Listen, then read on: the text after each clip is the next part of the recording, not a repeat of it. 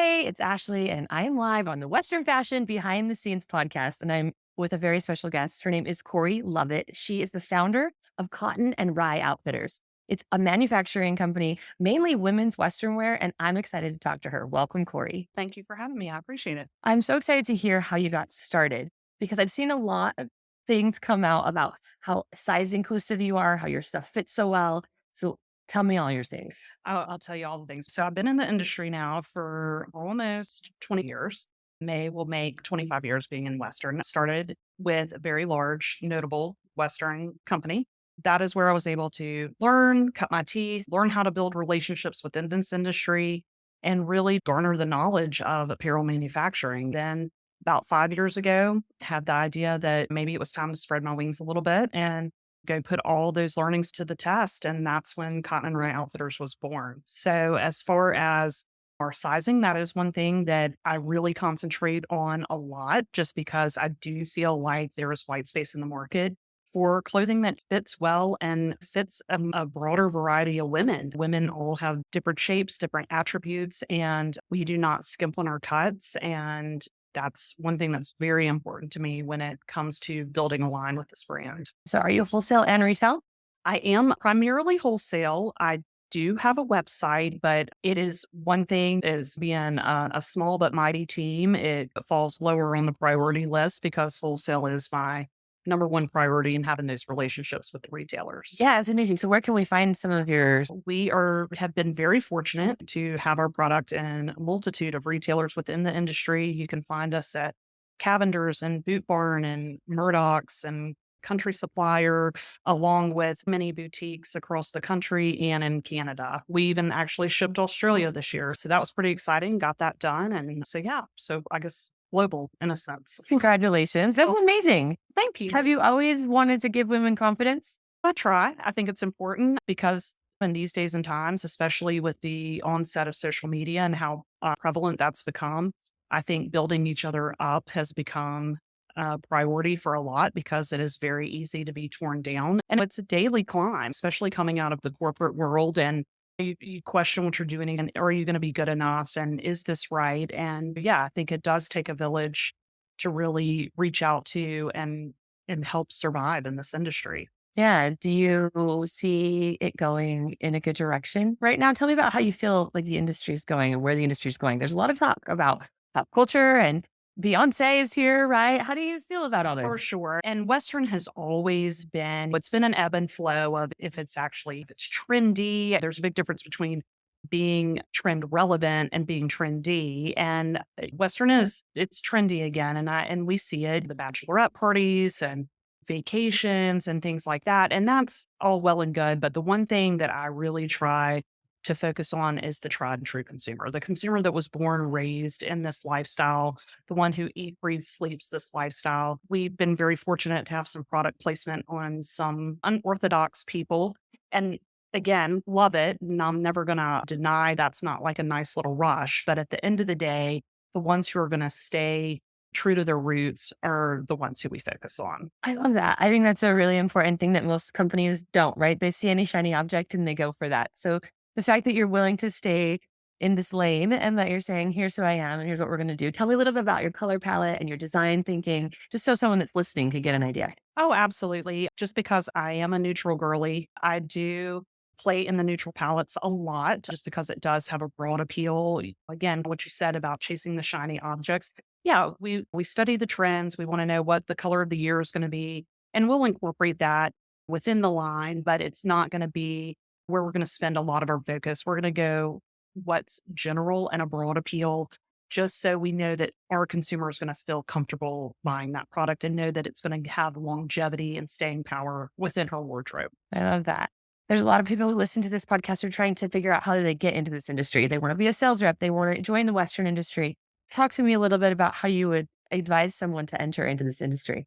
I would definitely take a look at brands you admire and companies that are going to really play into your values and what you want out of things. There are definitely flash in the pans, and there are a lot of different people trying to get in this industry. And you want staying power, and that's what everybody wants. The skipping around sometimes does help people, and sometimes it doesn't. But I think really just finding what fits and what your values and priorities are. As far as apparel manufacturing, it's definitely a big thing to bite off. It's definitely more behind the scenes than what it appears to be Tell me to a the little bit outside about that person. part. I know because it's hard. This is, "Hey, let's go manufacture." This is, "Hey, let's take our life savings and dump it into something that is incredible." So tell me a little bit about the hard part. That's correct. So we release 2 seasons a year, and we have to work almost a year in advance to get that done. So it all begins with what the vision is around color, fabrics, textures, prints. You work with different artists to get your aesthetic nailed down. It takes a little back and forth. There could be different iterations, and that takes time. And then you have to, for me, I have to pre-sell the line. I'm not going to just cut a bunch of inventory and then have my business plan be a hope and a prayer. So I get the samples in. That also takes time because I would love to say that we could do a lot of it in this hemisphere, but the reality of it is overseas. And, there's a time element to that. So I will this August be launching spring of 25. And in January is always the fall launch, which aligns with WESA. And we pre-sell, and that is a very important component. And I think retailers who have gotten on the Cotton and Rye Outfitters calendar have realized that you got to get on and you got to get on it early because we don't cut a lot of inventory. And just because we're very calculated and in our risk taking, we're not risk adverse, but definitely calculated because inventory will be the kiss of death if you're sitting on too much. Yeah, I think the number one way to kill your store is have too much inventory Uh, and drowned in your own money sitting there on your shelf. Absolutely, absolutely. But yeah, apparel manufacturing is definitely it's an acquired taste, I should say. I would say it's a gritty taste. So where did you get all this grit? Let me ask you, where did you get all this perseverance and grit? I thank my parents for the work ethic. You wake up each morning and you have to choose for yourself, or are you going to make it a good day? And some days are hard and you feel like the world's stacked against you and a lot of problems. And it could be international problems, it could be global problems, it could just be problems within your household that day, being a mom, being a wife, being friends, coworkers, etc. But at the end, it's all about the hustle and seeing it come to life each day. And when you have customers come in the showroom and they're like, "Hey, I sold out of this product in a day," or "I love the way your clothes fit," or "I just really respect your story." And that's what matters most at the end. And that's what keeps the eyes on the prize. It's not about coming, the Hold biggest on just a personal. sec. Oh, yeah. That's really loud. It was getting louder and louder. I Suddenly. know, It's like okay. rumbling, No, you're good. but yeah, it's not about being the biggest person on the field. It's just I want to keep my goals manageable and I want to make sure that they're manageable where my passion stays intact. I don't want it to ever get so far away from me that it's fulfilling my cup. Yeah, And you can't pour from an empty cup. this is very true. Where did you grow up? Where do you live? I live in Greensboro, North Carolina, and born and raised there, and that's where all my family is. And I would say that Texas is my honorary second home. I'm here quite often, and I love it. Maybe you never know. One day move here, but not for sure in the summer. So I will not be here during summer. That's the negative. Negative ghost rider. Absolutely. You need the beach in the summer. Are you at the beach most of the time in the summer? We do go to the beach. I mean, North Carolina, we are very fortunate to have seasons, and we're about halfway. Greensboro's about halfway between the mountains of North Carolina and the beach, so we get the best of both worlds. That's fun. And do you have kids, I, family? I do have kids. I have a son, Brock, who actually today is his birthday. He is 19. Good job, mom. And yeah, I know. Poor Brock. My kids could not have been born at the worst times for the Western industry. So my son, born in March, there's always a market, or in my previous life, there was always a sales meeting during his birthday. And then my daughter is born on December 11th, which is NFR. So the only NFR I've missed in 25 years was when I was giving birth. Oh my So gosh, Korie. You are hardcore. but they tolerate it. They know that at the end of the day, a lot of this is for them. They get it. They see me, and I think they're finally recognizing like what it takes, and they want to be a part of it. And everybody wants to be a part of something a little bit bigger than themselves, and that's my goals: raise good kids, and hopefully teach them how to work hard and play a little bit too. I love this. This is inspiring. There's so many people who are doing it all, right? Do you know Dakota Dawn Johnson? Oh, yes. Yes. Yes. Okay. She's another one who's doing it all, right? Super sweet. Yeah. I adore her. I love her too. So I'm excited. How do people find Cotton and Rye? Look under any rocks now. I'm just kidding. No, I try to do the social media thing again with just being a small mighty team and just having the time to do the line, get it done. But I do have an Instagram, Cotton and Rye Outfitters. Make sure the Outfitters is on there. There is a website, but then I am always at markets in Dallas, every apparel market.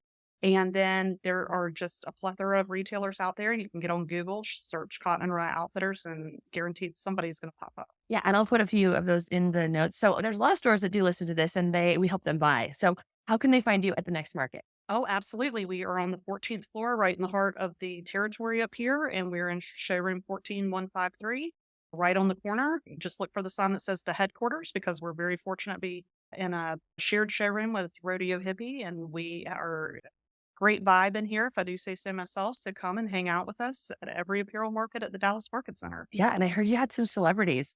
We did. This was a big week in the old celeb world for Cotton and Rye Outfitters. We were pleasantly surprised. Coincidentally enough, they were both the voice judges, one now and one in the previous. Reba McEntire was seen this week wearing a duster of Cotton and Rye that was in a previous season. Not sure where she got it, how she got it, but I'm grateful for it. Ooh. And she looked great in it. Those redheads, Ashley and myself and Reba, we got to stick together. And then 2 years ago, when Stefani wore one of our print tops in a concert in Henrietta, Oklahoma, and she came out on stage and with her husband Blake. And then coincidentally enough, this week as well, she was posted an Instagram story on the ranch with Blake, and she was still wearing that print Buckaroo Betty top. So not only were we trend right for a concert, we are durable because she's now wearing it doing ranch work. Yep. So You heard it right here. You can get it and you can wear it for anything. You can wear it That's right. dancing, ranching, anywhere you want. That's Corey's goal. absolutely, we are all accommodating for lifestyle wear. And I think that's really important that women know that they're welcomed here and that they can find their size. They're going to be treated with excitement. They're going to be celebrated. 100%. I'm very fortunate through relationships that we're able to sell the large retailers, but my boutiques, everybody means the same to me. It all adds up. It's all important. Their businesses are just as important to them as mine is to me. And to have that mutual respect and see them grow is amazing. Will you be at NFR? How does it work at NFR? We actually will be at NFR. We shared a booth last year, our first time there, with the guys from Real Cloth. I like to call them my brother brand, and our brands just really blend together and mesh together very well. Similar aesthetics, and so we didn't kill each other after 10 days. So we're going all in again this year. So we will be at the top of the escalators. You can find us there at big light wall that says American Cattle Co. And yeah. Where at the NFR? Oh, at the convention center. Oh, I was like at the top of the escalator. yeah. Where? I was so excited. At the convention center. Yeah. Okay, the Cowboy Christmas Convention Center, Las Cowboy. Vegas Convention Center. Yes, Yes. absolutely. So upstairs in Hunter, like in the yeah, Hunter right Christmas Park. right on the edge of the Hunter Christmas. Yes. Okay, perfect. Yeah, most people know where it is by now, right? After a few years, they're like, I gotta go upstairs. Sure. And there's a lot of action upstairs now. So it was great. It was great for the first time doing it. Again, retail is not my sole focus, but it's hard to turn down an NFR opportunity. I think everyone needs to be there in some capacity. And I think people are going to support you no matter what. At this point, if you're going to support someone, you're going to support them through wholesale, retail, whatever avenue you can. 100%. And if I have retailers there, I did this last year, I have backstock there. So if you're selling out or something's moving through pretty quickly, just holler at me and I'll refill you right there. You're like a dream. You brought my inventory, you got my stuff for Maybe me. it's somebody's nightmare, but No, I think it's amazing. yeah. You're so great. Thanks for being here, Korie. Thank you so much for coming back. Yeah, it's so fun. You are a great example of what Western fashion is doing right now. Thanks for listening. Thanks. I appreciate it. Thank you. Yes, this is Ashley on Western Fashion Behind the Scenes. Today, you heard from Korie Lovette. She is the owner and founder of Cotton and Rye Outfitters. I will put the links in the description of where you can get those.